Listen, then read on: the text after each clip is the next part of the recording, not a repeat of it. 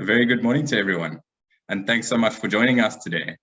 A big welcome to anyone joining us for the first time, and hello again to those who were able to join our previous episodes. If you missed the past few episodes, fear not, because the webinars were all recorded and have been uploaded to our YouTube channel. The links to these episodes are found on our blog. My name is Jamie, and I'm joined by Sherlyn, who will be co-hosting with me today, as well as Brandon and Kylie from SimplePay's training team, who will be presenting on today's topic. As a quick recap, in episode 1, we looked at creating entitlement policies, as well as assigning entitlement policies to employees in 3 different ways. In episode 2, we focused on recording leave and editing leave, as well as creating different leave types. In the past episode, episode 3, we looked at different leave reports, leave paid out, leave adjustments, and leave take-on balances. Today's session will focus on leave using employee self-service, and we look at the various self-service settings pertaining to leave. Thank you, Jamie, for the introduction. And hello, everyone. My name is Sherlyn. I hope everyone is as excited to be here as we are as we conduct the final installment to our 4-part leave series. Now, having said that, this will not be the last you see of us because we are working hard to deliver more webinar episodes to you. We're taking the feedback you left for us very seriously. So it is with great pleasure to be able to announce that the next episode will shine a light on ETI. So we hope to see everyone there. Okay, and then with that, let us get started by hearing from the audience. We will be casting our very first poll of the day. Please take a look at your screens, and as everyone takes some time to enter your answers, I will be handing the time over to Kylie and Brandon as they take you through the rest of the webinar. Over to you guys. Thanks so much. Thanks, Sherlyn and Jamie. Welcome, everyone. It's really great to have you all here today. As you see, there's a poll on your screen. Did you know that SimplePay has an app for employee self-service? Yes, it's brilliant. Or no, where have I been? So we'll give you just a few brief moments. Only 2 options. Yeah, 50-50. But answer honestly, we won't. We'd really like to know. And so we'll just give you a few moments to answer that. In the meantime, Brandon, would you mind sharing your screen, just showing our system? Sure, no problem, Kylie. Cool. All right, the results are in. This is really cool. This is almost a 50-50 split. So a few people know and think it's brilliant, and some people don't, which is great because today we're going to take you through employee self-service. How great is that? So, awesome. So as Jamie mentioned last time, we spoke about, or in previous episodes, we've shown you how to record leave.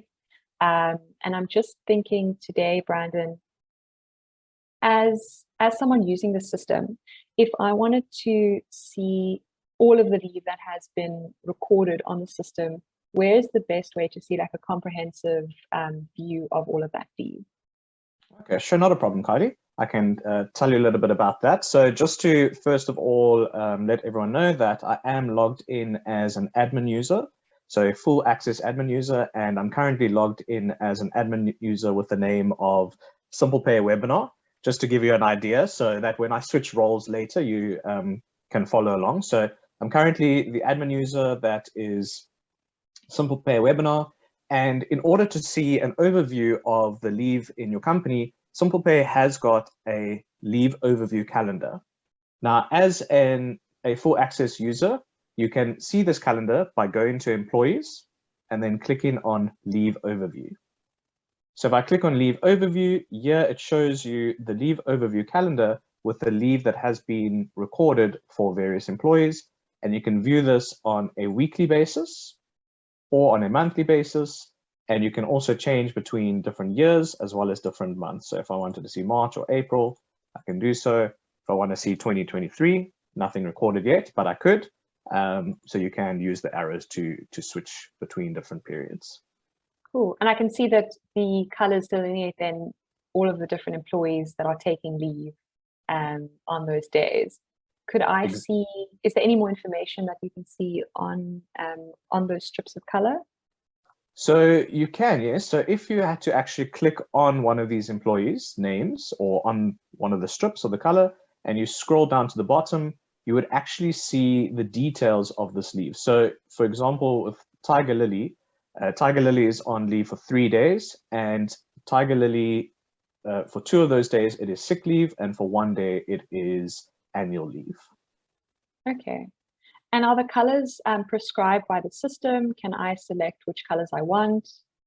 So the system just randomly assigns the colors, and you'll see sometimes that it would pop up. So I don't unfortunately have any examples over here, but sometimes you might see 2 colors assigned to one person. So you might see a solid color for a person, and you might also see a, it's sort of got like stripes through, lines through. It's a similar color, but it's slightly different.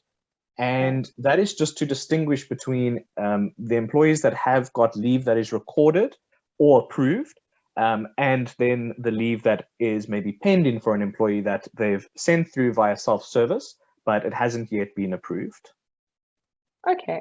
Whilst we on that, I'm just wondering, so you're talking about employee self-service, and I'm understanding that you can then send requests through. Would you mind just explaining a bit about what employee self-service is and how one can use it? Sure. So we have got this employee self-service option, and we have got a web portal that employees can log into, or we've got the mobile app that employees can download onto their phones and then log into it via their phones. And this allows them to access various pieces of information, such as their historic payslips, which is a fantastic feature because you could be sitting in a bank and someone asks you for your payslips. You can then go onto your phone, download it, send it straight away. You can also see tax certificates, and you can also make certain requests. So you can make leave requests, you can make information update requests. So if you want to update your address or your bank details or something like that as an employee, and you can also do claim requests if that is enabled for your company. So if your company has enabled claim requests, you can then also send through expense claims and get that approved by someone as well. Okay. And these requests and the pay slips that gets released, is that does that go through immediately? How long does it take for those requests to go through? So the requests do go through immediately.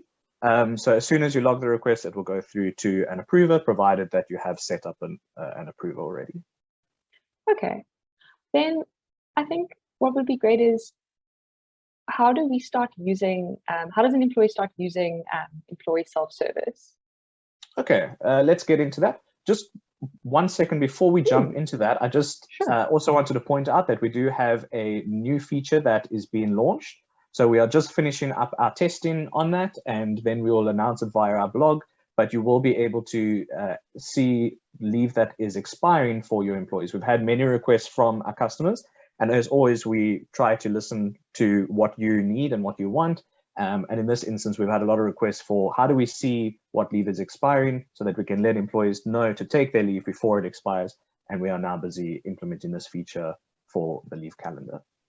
Nice. Little teaser. Exactly. All right. So let's get into self-service. So in order to get started with the self-service, the first thing you need to do is you actually need to enable it for your employees. And we do this by going to employees, and then we go to self-service. And then you get this screen over here, which has got a list of all of your employees' names. And then if you captured an email address for your employees when adding them to the system, so in other words, if they've got an email address under basic info, then the email address would be populated over here.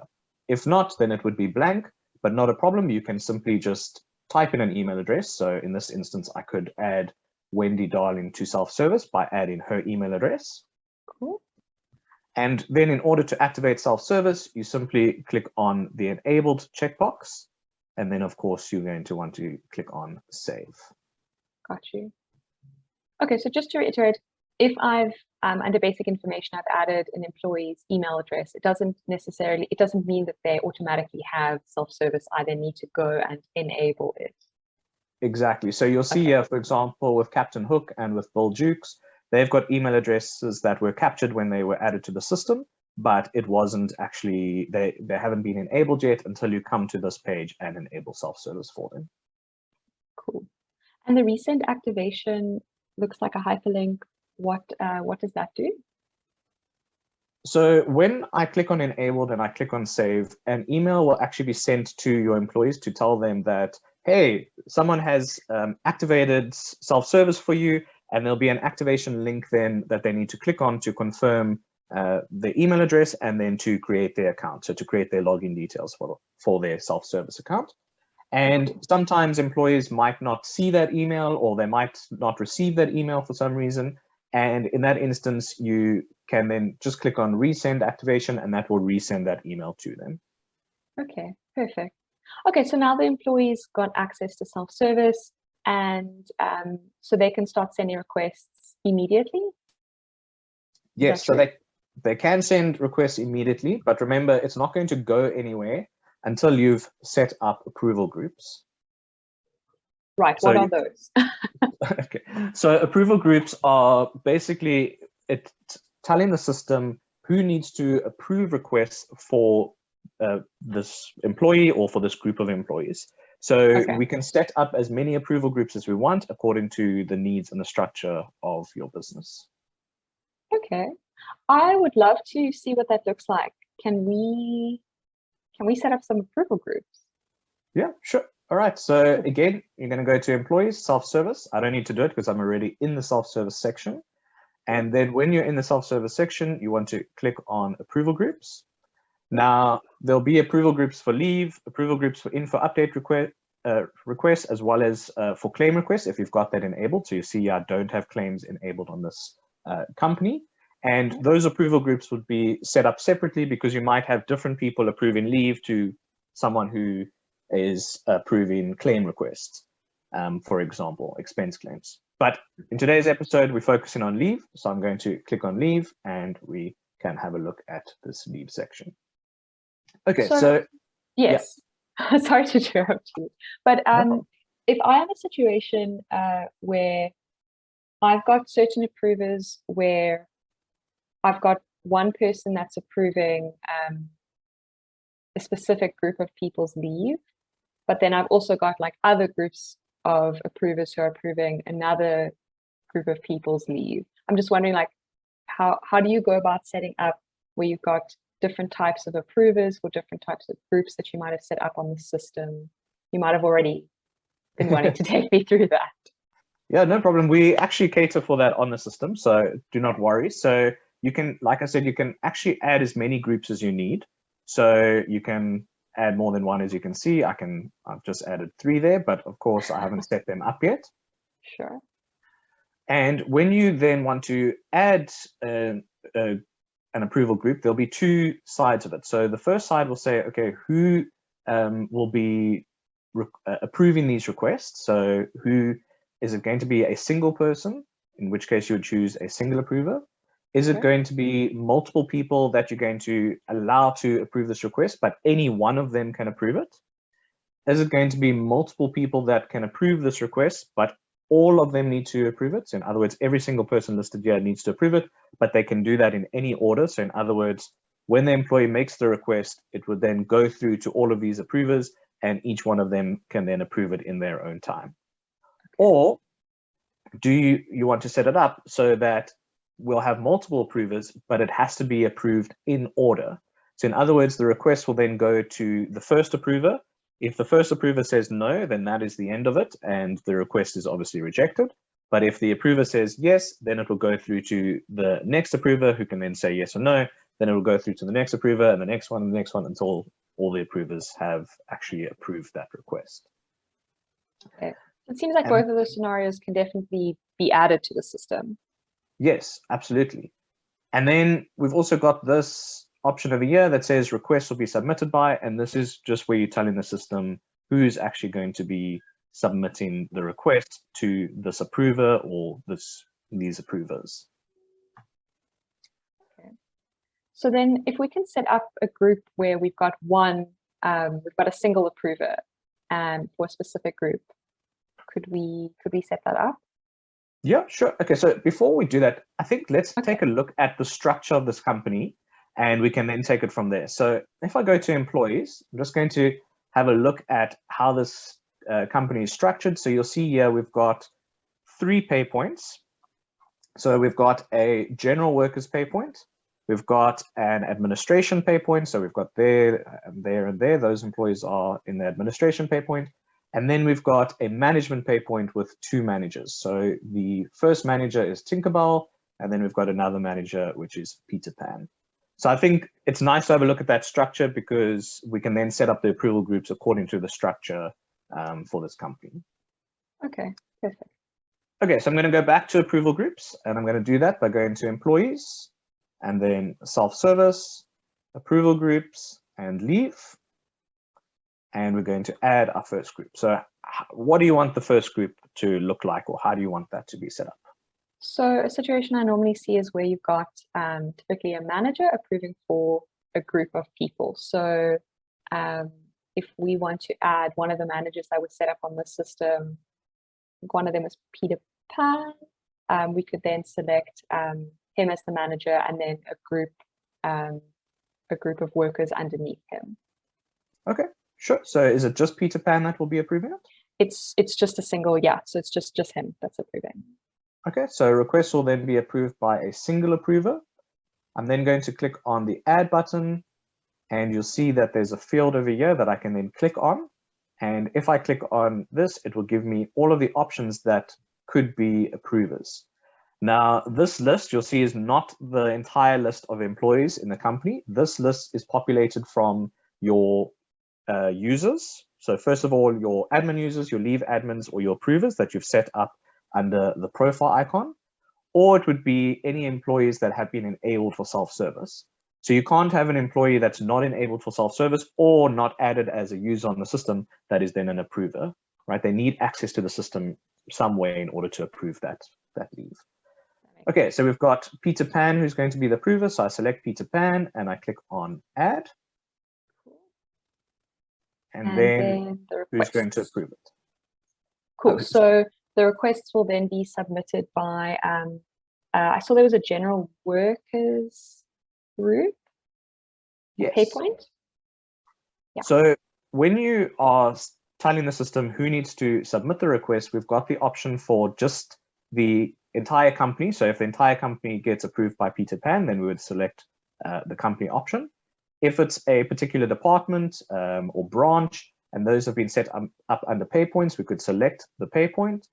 Or if it's just certain employees that you want to select, you can do that as well. So in this case, I'm going to select general workers, click on add, and then click on done. Okay, awesome. I also have a scenario where there's more than one approver approving a different group of people's leave. So if we could set that up as well. Sure. This one is similar to so it's one of the options I think you mentioned earlier. So it's a situation where we've got one person that needs to approve the person who has submitted the leave, and then once they've approved, it goes to a second person. So it's a very specific order of approval. Okay, not a problem. So I'm going to click on add group to get my second group that I can set up and configure. Okay. And in this case, we're going to set it up as all in order. So it goes to the one person, and then you said it goes to another person, correct? Another person.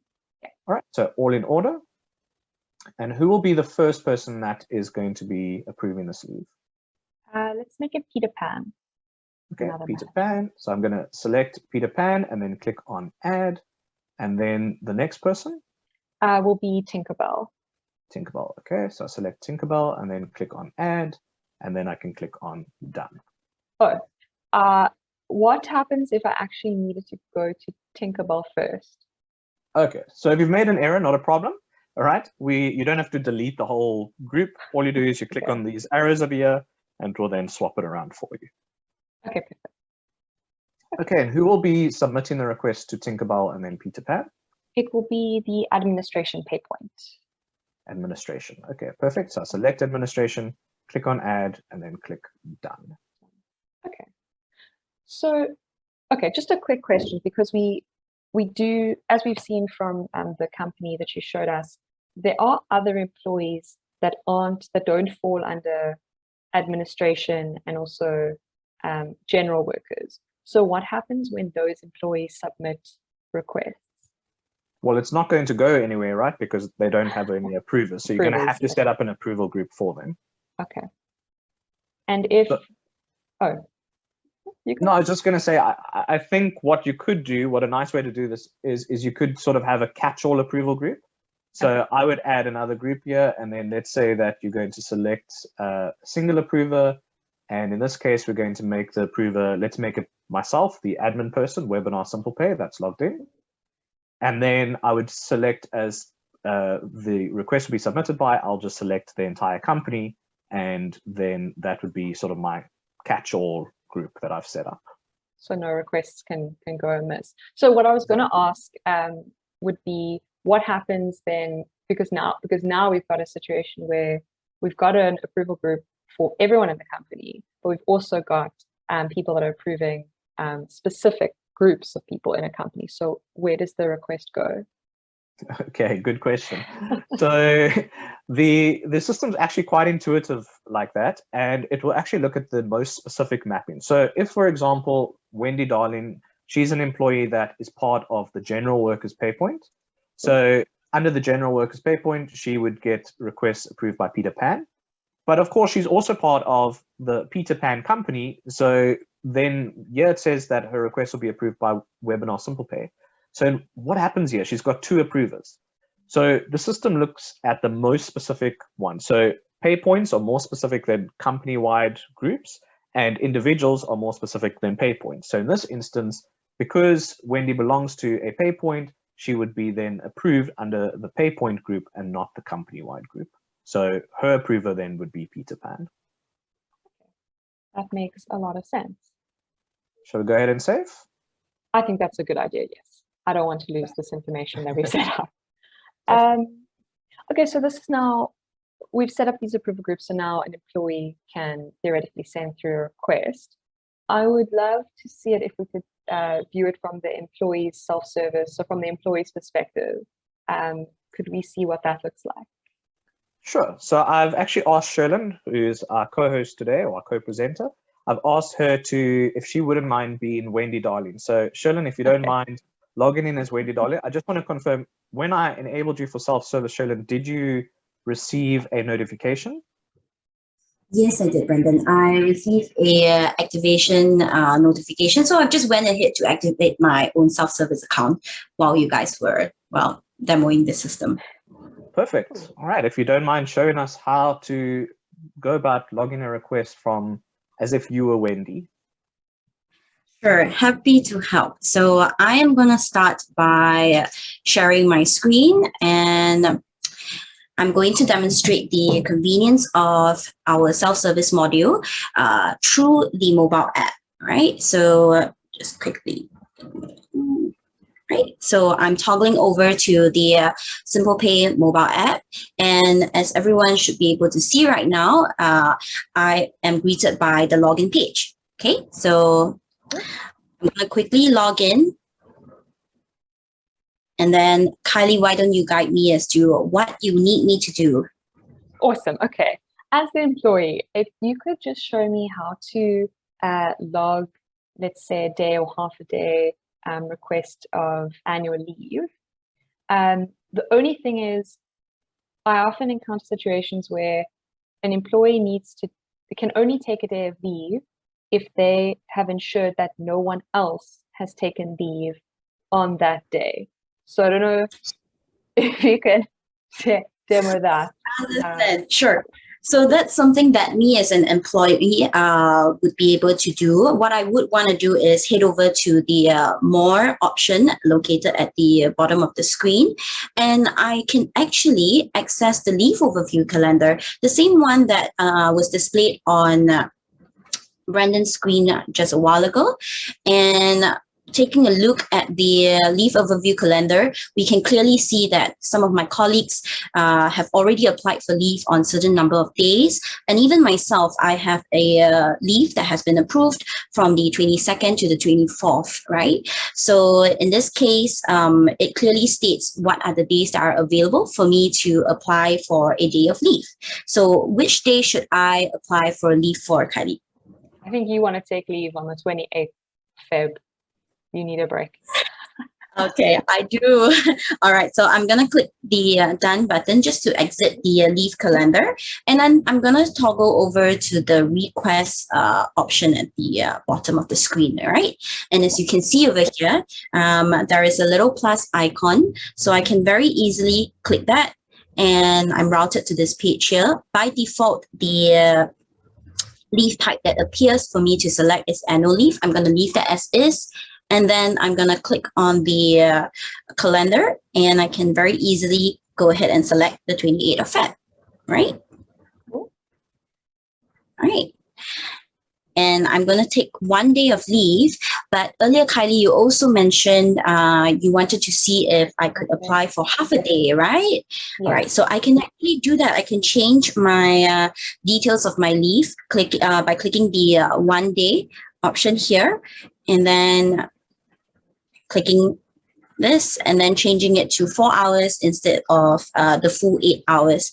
And if I save that, you'll notice I come back to the screen, and I also just want to exactly right. So the system is very intuitive. It is telling me that this will result in a negative balance for my annual leave, but I can still go ahead and save my changes, which is what I'm going to do. Right. And whilst I'm on the screen, you can also see according to what the leave approval group that Brandon has set up, I can also see that Peter Pan is my leave approver. So if I were to submit this leave, it will go directly to Peter Pan. And I also have the option of entering a message, which is what I'm going to do. Yes. Cool. Yeah. Yep. And I also have the option to upload documents. So say, for example, in the event if I need to apply for a sick leave, right? I can also upload a medical certificate as a supporting document for my leave. So that's something that's very nifty, and you can do that via the mobile app itself, right? So I'm going to confirm my half-day leave. Okay. And at this stage, I can either go ahead and save my request, or I can make further edits if I would like to, but I am going to save my request. All right. There it is. There it is. So under pending request, it is now pending for approval. And I believe at this point, Peter Pan should have received a notification of my leave submission. So should we check in with Brandon to see if he has received that leave request? Yes. And Brandon, if you wouldn't mind, I'm assuming you would share your screen, but I would love to know if you could show us that request that went through on your side, but also that if you could maybe just touch on that warning sign that we saw on Sherlin's screen, because previously we spoke about minimum balance rules. If you wouldn't mind just touching on that, I would. Yeah, sure, no problem. So do you remember in a previous episode, we did speak about setting minimum balance rules? So if you've set that rule so that employees cannot go into the negative, then obviously it's going to stop them from making that request. But unless there's an override option, so if you had put an override where an approver can override it, then the employee would still be able to make the request, and then the approver can decide whether or not to allow that request. Or you might have said that only leave admins could override it, in which case that would also then affect the approver wouldn't be able to actually go and approve that request in that case. So in this option, or in this instance, in this scenario, the minimum balance rule isn't set. So that's why Sherlin was still able to request it, and you'll see that there will be no problem approving it either. Okay, so I'm going to share my screen again, so you should be able to see it. Yep. And then I've now logged in as a different person. So just to make it very clear to everyone, I'm now logged in as Peter Pan. So I'm now the approver. I'm now no longer the admin person. And I've logged in over here, and you'll see that when you log in, you've got these three options, which is payslips, requests, and then calendar. And this is because Peter is also an employee, and I've added his employee role as the approver. Now, you can have multiple roles on the system. So you could be added as a leave approver, or as an approver, sorry. You could be added as a leave admin, or you could be added as a full admin user, or you could be added as an employee. So when you are setting up your approval groups and you're setting someone up to be an approver, you need to select the one, or the one that you select will actually sort of dictate where this approval option falls. So in this instance, the approval option falls in the employee self-service because I've selected Peter Pan, the employee, as the approver. If I had Peter Pan set up as a full admin user and I'd selected the full admin user as the approver, then this approval option wouldn't be in the self-service side of it. It would be in the admin side of the system. So Peter Pan would have to log in as an admin user, and there the approval option would be. Okay, so in this instance, for Peter to go and approve the request, he will click on approval. And here he'll see all of the requests that have been sent through to him that he is an approver for. And you can see some deleted requests that was from our practice run earlier.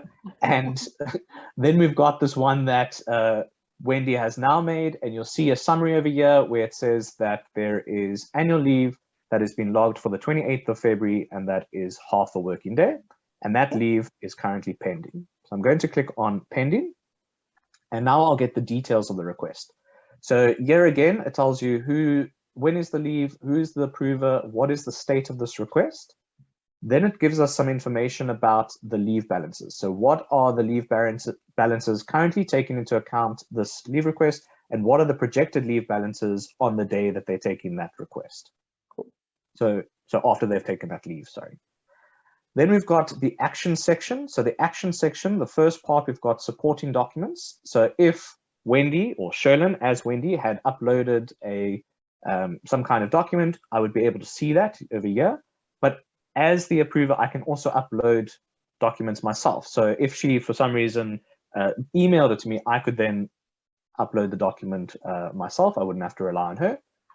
And then I can also respond to the request. So I can approve the request, I can deny it, or I could make no decision at this stage. And I sometimes get questions where people say, why is there a no decision option? Why not just do nothing? Make a decision or do nothing, yeah. Yeah, or do nothing. And the reason for that is because sometimes you might want to put a comment, but not make a decision yet. So maybe you want some more information. So as an example here, I see at the bottom of the screen, all the recent activity, and Wendy has said, please approve my leave. But Wendy, like, that's not a good reason. Maybe I want to know why you need to take leave on this day, because our company policy says you need to apply at least a week in advance, and you've only applied a day in advance. So tell me why why is this an emergency? So I might put a comment and say, or maybe I'm generous and I'm just going to approve it, and I say, okay, enjoy. Trust you need this day, enjoy. Enjoy the time off. Sure. Okay, and then I can approve it, and then I can click on save. And when I save, you'll see that that pending request is now approved. Okay, and how long does it take for Sherlyn or /Wendy to get notified that it was approved? It should be immediate. Let me check in with Sherlyn. Did you get any notification? Yeah, I did get a banner notification, and I can see on my self-service account that the request has been approved. Awesome. Cool. So what I really love about the self-service functionality is just that it takes all of the work away from the payroll administrator. So you'll see in this whole process, I, as the payroll administrator, as Webinar SimplePay, I only had to set up the approval groups and enable people for self-service. But I didn't have to worry about recording leave. I didn't have to worry about approving leave. I didn't have to worry about uploading documents.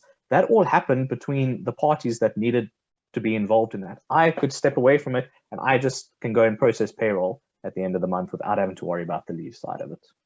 Got you. That is really cool. And I like that it goes through immediately. With that said, I think it might be time for another poll. So Sounds if you look at your screens, a poll should pop up right now. And it's about the leave overview calendar. And we spoke about this in the beginning. So is it possible to hide leave from the leave overview calendar? We've given you a 50-50 choice. So yes, settings need to be configured, or no, it's currently not possible. Unlike the leave approval, you can't make no decision, or you can, I guess you can just not answer. But we'll give you a few moments to make that decision. Maybe you know, maybe you don't. And then all shall be revealed by Brandon once your answers come through. So you have seen the leave overview calendar from the employee side on the employee self-service, but you've also seen the leave overview calendar from the person that would be accessing it, like the admin user. So a lot of people said that you need to configure those settings, but we have a few in the crowd that have said that it's not currently possible. So Brandon, would you mind answering us? I'm eagerly waiting to know. Yeah, sure, no problem. So what I have done is I've switched back to my admin role. So I'm now no longer Peter Pan. I'm now back to being in the role of Webinar SimplePay. And as an admin user, we wouldn't want to hide the leave overview option, but we might want, for ourselves, but we might want to hide it for either approvers or maybe for employees in self-service, and that is possible. So all you need to do is you go to employees and then self-service, and then we want to go to settings. So employees, self-service, settings, and then leave. And then at the top of the screen here, you'll see the option for the leave overview calendar. Now, the first one is for the approvers, and then the next one for the employees. And there's 3 options for the approvers. So for the approvers, you can hide it for them completely. So the approvers cannot see the leave overview calendar for any employees, or you can make it completely visible and say they can see it for all employees. Or you might want to limit them or restrict them and say they can only see the calendar for the employees that they can approve the leave for. Okay, so let's say we're going to choose that option. We want to just limit it slightly so it's not so overwhelming if we have so many employees in our company.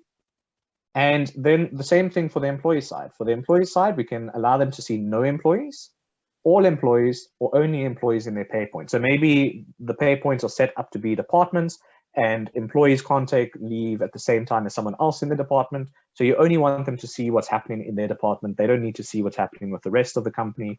In this case, you could just select this 3rd option and then save, and that's it. I do want to ask one more question about that leave overview calendar. Is it possible to export and download or export and print the calendar?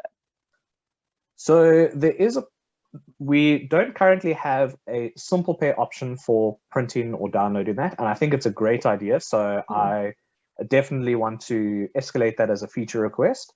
But currently, you'd just have to use your computer's print function. So you'd have to go here, and then there is the print function over there to print it. But currently, we don't have a SimplePay feature for that, but I think that is a great idea. To be logged. Awesome. That would be great to see in the future. Definitely. Cool. Well, thanks, Brandon, and thank you, Sherlyn, for taking us through the employee side of things. I'm going to hand back over to Jamie and Sherlyn. Thanks, Brandon. No problem. Fantastic. Thank you so much, Brandon, Kylie, and Sherlyn.